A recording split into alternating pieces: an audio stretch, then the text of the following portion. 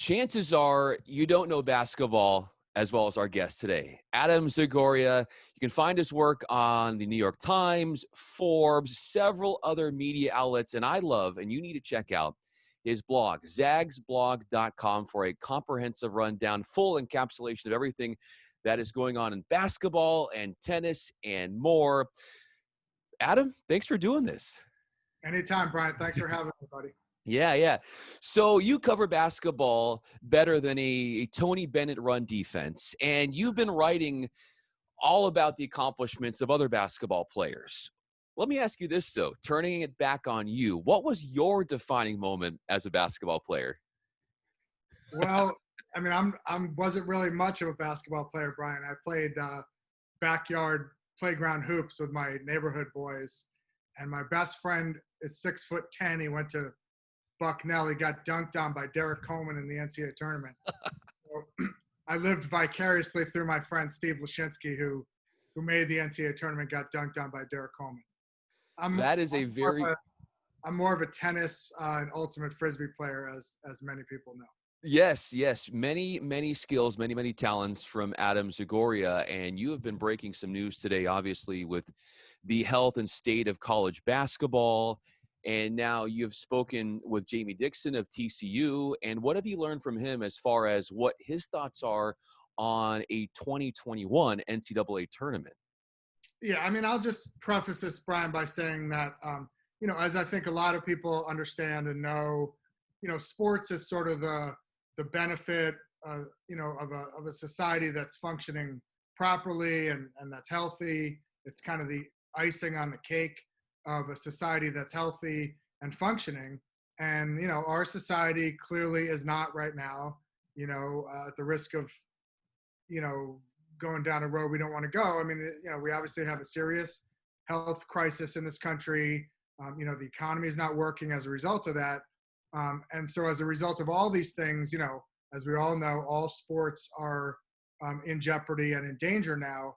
And I just don't think we're going to get any of that really sorted out until we get the health component, taken care of. And we have a pretty serious problem right now. As far as your question, I did speak to Jamie Dixon. He's the president of the NABC, the Association of Basketball Coaches. And he said, two main things to me. One is that they have to have a 2021 NCAA tournament for financial reasons. The NCAA lost about $375 million, I think, by canceling the tournament in March. And then the other thing he talked about was just the recruiting window in the summer. As many people who follow basketball know, this month, July, is typically when college coaches are out at the Peach Jam and in Las Vegas and all over the country, sitting in tight gyms with a lot of other coaches and fans, watching the top high school players. And the NCAA has already canceled the live period for July. They extended it through August. And now my sources told me it's unlikely they'll have it in September either, which means, unlikely to have open gyms or fall leagues for high school kids. So that really affects the whole class of 2021. I mean, I was already getting text messages from rising seniors like, hey, what does this mean? Should I commit earlier? Should I cut my list earlier? So, it's really affecting all levels of basketball.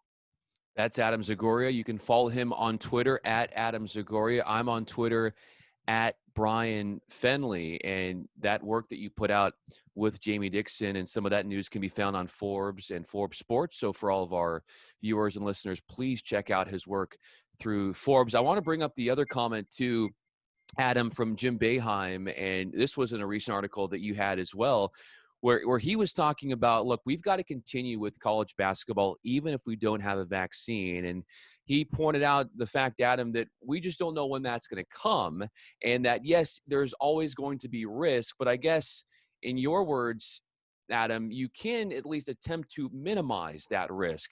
What are your thoughts on the sentiments felt by Jim Boeheim? Yeah, I mean, I should also preface this, for people who don't know, I had the virus in March. Sure. I was at the Big East tournament. I was at Madison Square Garden for a couple of days. So I had it, I was pretty sick for a couple of weeks. Now I'm lucky enough, I tested positive for antibodies twice. So I'm kind of hoping I'm immune. We don't really know. But I'm sort of I'm walking around thinking about this a little differently than everyone else because I've already had it, and I'm kind of hoping I'm going to be okay. That said, all this, I think everyone has to follow all the advice that we're getting. You got to wear a mask, you got to social distance, Mm-hmm. you got to wash your hands, you got to avoid bars and restaurants. Look, I know it's hard. We all love that stuff. And then that filters over into the basketball world where Coach Boeheim was on ESPN yesterday, and Seth Greenberg, I thought, did a great job asking Jim, are you going to coach your guys? Are you going to wear a mask in the gym? And keep in mind, Jim Boeheim's going to be 76 years old in November. And he said, I'm social distancing. I'm not going out. I'm going to be in the gym with my guys. I'm not going to wear a mask. But he said he was going to socially distance from his guys and, that you have to get on with life and coach. And so that'll be interesting. I mean, again, I was talking to one coach who said, there are, I think, 5 coaches in the ACC who are 70 years old or over, or at least, late 60s. I mean, Boeheim, Coach K, Roy Williams, Jim Larinaga, all these guys are in their 70s, late 60s. Rick Pitino, I think, is 67. So, if we factor in that this has obviously had an adverse effect on people of a certain age, I think if you're those coaches, you gotta be aware of that. I mean, the last place those guys want to be this summer is sitting around in a crowded gym at Peach Jam or in Las Vegas, sure, with people shouting and yelling and sweating all over each other. That's not where anybody wants to be. And then I guess each college team will try to put itself in a bubble as much as it can. I've heard some coaches say maybe we should just play our league schedule and that's it. Maybe, everybody, all the teams in the league should be tested on the same platform multiple times. So at least the league has some control over it. But there's a lot of questions, I think. I feel like, Adam, you're absolutely right. And everybody wants to have some structure. Everybody wants to know what's going to happen in the future. But I feel like we don't. It's like we're watching this suspenseful movie and we are reacting in real time. And that's kind of how it's going to have to be. And then there were the comments that I'm sure you saw from NCAA Senior Vice President of Basketball, Dan Gavitt, where I saw that he told Sports Illustrated that what about starting the season 2 weeks earlier from November 10th to October 27th, in that he feels like he can get more games in as a way to avoid any other complications that could come from COVID-19. What is your take on that? Is that a realistic formula? Yeah, it's just so hard to imagine. Like, I was on a Zoom call the other day with Dan Hurley, the UConn coach, and some of the UConn writers, and he was saying, on the one hand, you can't have kids on campus in August, and now it's unlikely they're going to be able to go watch kids in September. But now we're talking about having games in October and November. I mean, I'm not sure I see that, right? I mean, how are you going to go from this sort of dead period in August and probably September to having games a month or two later? I mean, maybe you have games with no fans. A lot of coaches, including Rick Pitino and others, have said maybe we just start in January with the conference games. I guess I understand what Danny Gavitt is saying there. It's kind of like the colleges, right, that are starting in August, like Notre Dame and South Carolina, a bunch of schools. So they're going to start in August, skip the October break, and then let everybody go at Thanksgiving. So you're kind of closing the period when they're on campus and getting them out of there earlier. So maybe that's what he's thinking. But again, it's just a lot of risks and a lot of questions. I think everyone's waiting to see how it goes with Major League Baseball and the NBA, which, already we've seen players testing positive left and right. So we're going to see those sports, and then college football and the NFL and what they decide. So at least college basketball sort of has the luxury of seeing how it works in these other sports. Sure. And like Adam, it's inevitable that you are going to get some guys test positive. The whole question here is, can you quell it right away and keep it from becoming a big outbreak so that you can try and continue operations through all of this? The last couple months that we have been dealing with this coronavirus, like you pointed out, the lack of in-person recruiting. Take us inside what it's like for a coach now to virtual recruit and the tactics that they try to employ now to woo players to their program. Yeah, it's weird. I mean, I've been covering, recruiting a long time, and again, Peach Jam is something we all look forward to in July. For those who don't know, it's in, North Augusta, South Carolina. There's 4 gyms. I guess now there's like 6 gyms. And you go there, and for a guy like me or writers, you walk in and, it's Jim Boeheim, John Calipari, Coach K, Bill Self, Roy Williams. All the coaches are there, so you can talk to them. All the players are there, so you talk to them. And now all of a sudden, if you're a rising senior, class of 2021, you suddenly don't have that. You don't have coaches watching you. So you have situations where kids are committing earlier. Max Christie just committed class of 2021 yesterday with Andy Katz on Fox to Michigan State. Now, he had been to Michigan State. He had visited the campus. But some of these guys are committing. They've never been to campus. Some of the transfers, like Texas Tech, Chris Beard did a great job, Brian, this spring. Got Mac McClung from Georgetown and Marcus Santos Silva from VCU. Neither of those guys has ever been to the Texas Tech campus. Now, it's one thing you commit as a freshman. You're going to spend 4 years of your life there versus a transfer. You're only going to be there for 1 year. Maybe you don't have to see the campus. But, you and I went to college. Everyone who went to college, you go and visit it. You see what it's like. Yeah. You see what the parties are like. You see what the campus is like, whatever. I mean, I would find it very odd to commit someplace I've never visited. But virtually all these kids doing it now, a lot of them haven't seen the campus. And conversely, get college coaches are extending offers to kids based off live streams. Like I did a story. St. John's saw this kid, Wesley Cardette from Northeast High School in Florida. He already had a bunch of offers. He's a 6'6" wing. But Mike Anderson hadn't seen him in person this summer. He saw a live stream. He saw the kid guard well on the video, and then he offered the kid off a live stream. So that's kind of like the new world we're in, and it's pretty wild. And then, against this backdrop, Brian, you do have some states, Florida and Georgia, are having AAU events with fans this month, which in Florida I find insane. I mean, what's going on there? Like Vegas was supposed to have events. I wrote about it in the Times. They ended up canceling it. Chet Holmgren, who's the number 1 player in 2021, was supposed to go to that. He would have been playing on live streams. Coaches would have been watching. But they suspended these events because of the situation in Nevada. And now you have certain states, Connecticut, Florida, Georgia, where you're having events, no coaches, that are on live streams. You also have the case of UCLA, where you pointed out players that are going to schools that they've never attended. How about their new AD, Martin Jarman, getting the job and never having been on UCLA's campus before he took the job? Like, that's part of the whole scenario we live in, where it was Zoom call after Zoom call. And to be frank with you, Adam, before March, I didn't even know what Zoom was. And now this is all we're doing.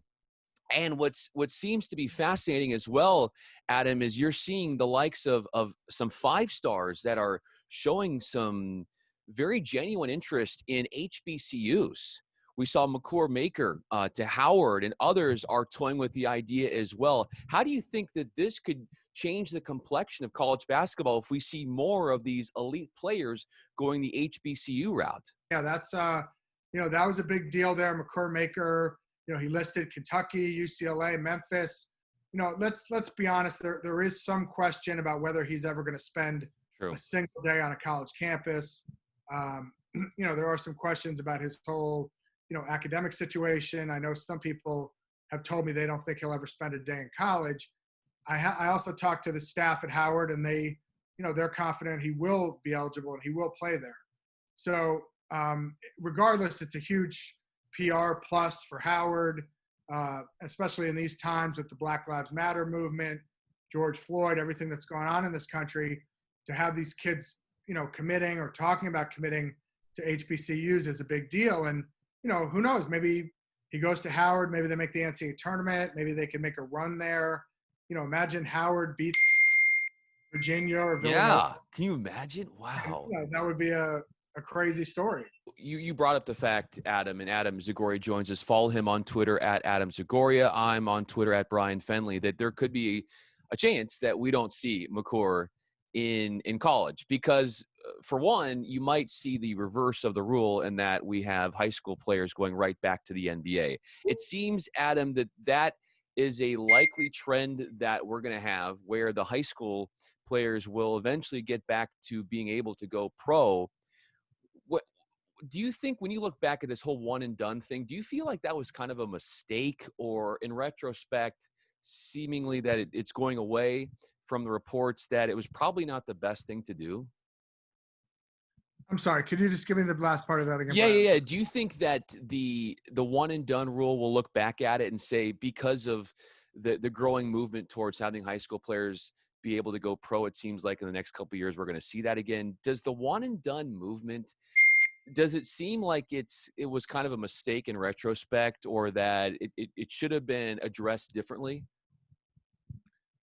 I mean, look, I've always felt that, again, getting back to tennis, like, Chrissy Everett and these guys turned pro when they were 14, 15 years old.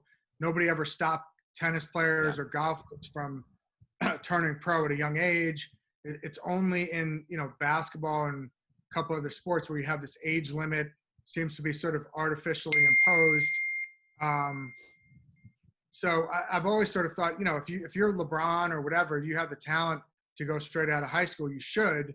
That being said, there's really only a handful of guys each year that can do that. Now it's interesting because you have the G League thing. You have guys like Jalen Green, going straight from high school to the G League. And that'll change. And, if the rule goes away in 2022, then you have to wonder what becomes of that G League path, because guys like Jalen Green will just go straight to the NBA draft. They don't need to go into the G League. So I'm not sure if that answers your question, but. Yeah, no, it does. And the problems I can see from that G League Select is that maybe too many guys, Adam, feel like they're good enough for that, and so they decide to go that route. I wonder if you could see, before you get the straight path from high school to the NBA, while there is this G League Select team that can take guys right out of high school, could you see any problems with that? Or because maybe some guys think that they're ready for that, but they're not, and then they lose their eligibility. And I'm sorry, why they lose their eligibility? Why? If you've got like G League Select, do you see that maybe too many players could feel like they're ready for G League Select and that they can forego college? Do you see some problems maybe in the formation of that, in that, it's not big enough to hold all these players who might think that they're better than they are by going the G League route before the NBA has the straight shot from high school to the NBA? Well, look, I think first of all, getting back to the pandemic, there's a question about what will even happen with the G League this year, Brian. I mean, Sure. If you figure the NBA is the first priority and then maybe college is the second, I don't even know where the G League falls into that. I mean, when will they have the G League games this year? Where, will they be televised? All that kind of stuff. I think it's unclear when this G League Select team would take place in this environment. But that said, it seems like it's only a handful of guys each year. I think most kids want the college experience. They want to play in the NCAA tournament. They want to be on TV. They want to go to college for the reasons we all went to college. And it's only a handful of guys who don't want that. So I'm not sure it'll be that many, that want to go that way. But I think we'll also have to see what happens with this first group, with the Jalen Green guys and all those guys. Who goes number one in the NBA draft? It's funny. I was looking at a bunch of mocks. I mean, LaMelo Ball is up there. James Wiseman's up there. And again, that gets back to kind of what we've been talking about. A lot of these guys, these guys didn't play college basketball. LaMelo Ball played in Australia. James Wiseman played only a handful of games at Memphis. So, you have a trend now where the top picks are, not going to college. Mm-hmm. I talked to some NBA guys this week. They like James Wiseman. I think it depends who has the first pick. If you need a pass first point guard, you want a 6'7" distributor, LaMelo Ball might be your guy. If you're looking for, post player, maybe it's James Wiseman. I don't think, Anthony Edwards, obviously from Georgia, I'm not sure there is a real clear-cut guy this year like there has been in previous years. You see a lot of these guys that aren't getting that in-person instruction. Like they put their name out there for the draft, and you're supposed to have all these, these camps and these abilities to showcase yourself. And so what do you make of a lot of these guys now withdrawing from the NBA draft and coming back? And we're seeing a lot of these messages on Twitter from players saying unfinished business, or they want to come back, and and all that. Well, I mean, I know you had Jeff Goodman on the other day. I saw that. And, I saw his point was that these guys should stay in the draft up until the deadline, Yes. which I think is August 3rd, and then make a decision. And, I just think it's unclear where you're more likely to play basketball right now. I mean, if you say, hey, I'm ducking out of the draft and I'm going to go back to college, like a guy like Jeremiah Robinson Earl, the freshman at Villanova did, or some of these guys like Scotty Lewis at Florida pulled out of the draft because they thought they were, more likely to play games in college. But, if there's no college season or there's a limited college season, they won't be guaranteed of playing games there. If you wait, like Jeff was saying, until August or commit to the draft, then you may not play any NBA games until December. And then these guys won't have played from March in their last college game until December. That's almost 9 months. So either way, it's kind of a weird, situation. I can understand it either way. I think if you're an NBA team drafting this year, you're not going to be able to work guys out. So if you're someone like the kid who was committed to Louisville, Jay Scrubb, the junior college guard, maybe he really impresses people in a workout. He's not going to have that workout now to impress people. It's all going to be just based on Zoom interviews and your previous body of work. So I think this year's draft is kind of going to be unique in that, you're picking based on what you know about a kid from 6 months ago. Yeah. Not anything they did in a workout in the last month or 2 months. And you never know how much in shape they are in these last couple months as well, which is another part of it too. And then what about a guy in the draft class that you think, Adam, nobody's talking about, but you feel could have the biggest effect, the biggest impact, maybe the sleeper of the draft? Somebody who, who's under the radar and could be a star. Yeah, I mean, I think I covered Seton Hall this year. I think a guy like Miles Powell, I don't know if he's going to be a star, but he can shoot it. I think he can, come off the bench and be kind of a Vinnie Johnson, type of guy for some team. He, can score buckets off the bench, can shoot it if he can adjust his role from being the man at Seton Hall to being, playing 10, 12, 15 minutes in an NBA game. I think the kid, Jay Scrubb, who we talked about, who committed to Louisville, I think he's going to be the first junior college guy since 2004 to get drafted. If he is drafted, Mm-hmm. that could be a really unique situation because, again, he's no junior college guy's been drafted in 15 or 16 years. So, I don't think this draft is – I don't think there's one or two guys at the top who are totally dominant, but I think there could be, 10 or 12 guys in the first and second rounds who we look back on 5 years down the road and say, hey, this was a pretty deep draft. What do you think happens at Kansas with what they're working through? And I know Bill Self and the NCAA are in this tug-of-war match right now. Yeah, it's pretty interesting because I covered the trials and, everything that happened there. And, Bill Self certainly didn't back down. No, he didn't. Then they had Snoop Dogg at their March Madness, and he was firing, fake dollar bills into the crowd. And, Coach Self was photographed with Snoop. So, it's going to be interesting what happens there with all these programs, not just Kansas, Arizona, LSU, other schools that one would expect to face penalties down the road. I mean, there's a lot of questions about, what happened with Arizona with LSU. And so, we'll just have to see how that happens with the NCAA. Adam Zagoria is with us, wrapping it up here. Really appreciate your time, Adam. I know you're a busy guy and you're very popular and you've got many people to get back in touch with. I hear all your text messages, and so I just really do appreciate your time.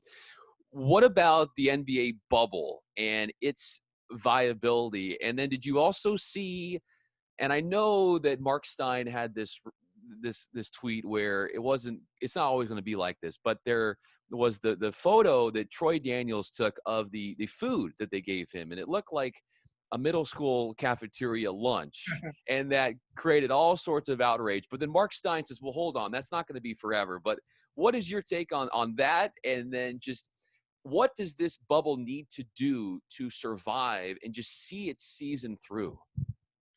Look, it's a fluid situation. I think that's the best thing that can be said about all these things. I mean, you look at what happened here with the Brooklyn Nets, you know, they can barely even field the team. I mean, they didn't have Kyrie and KD to begin with injuries.